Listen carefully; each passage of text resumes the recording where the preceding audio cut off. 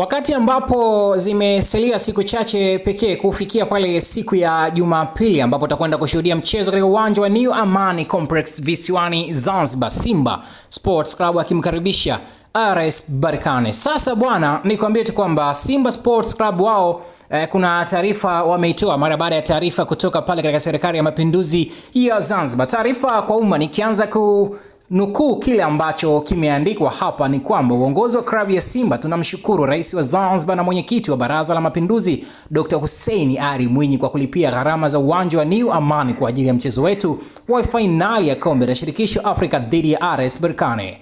Uamuzi wa Rais Mwinyi ni msaada mkubwa kwa klabu yetu, kwani umesaidia kupunguza gharama za maandalizi ambazo ni kubwa sana kulingana na hadhi ya mchezo husika.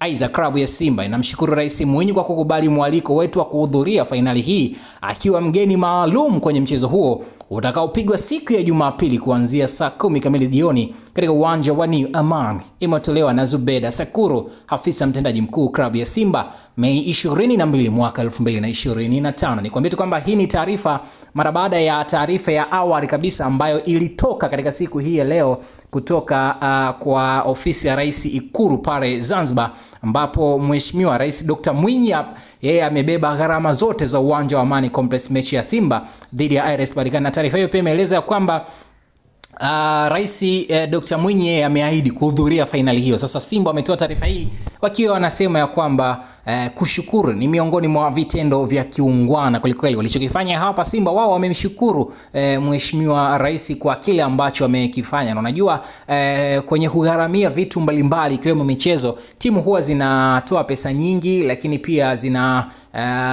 kuwa na matumizi mengine mbalimbali ukiachana na hoteli. Lakini kwa upande wa uwanja, ambapo jukumu hili bwana Mheshimiwa Rais ameamua kubeba gharama zote za uwanja wa New Amani Complex ambao uko pale visiwani Zanzibar. Hii ni Buyana TV, usiache kusubscribe, like na kucomment kwa taarifa mbalimbali za kimichezo. Asante, waendelea kusalia hapa. Timu yetu iko pale visiwani Zanzibar kwa ajili ya kuhakikisha kwamba unahabarika na kufahamu matukio yote yanayoendelea katika mchezo huu wa fainali ya mwisho ambapo itakwenda kupatikana Mbabe siku ya Jumapili.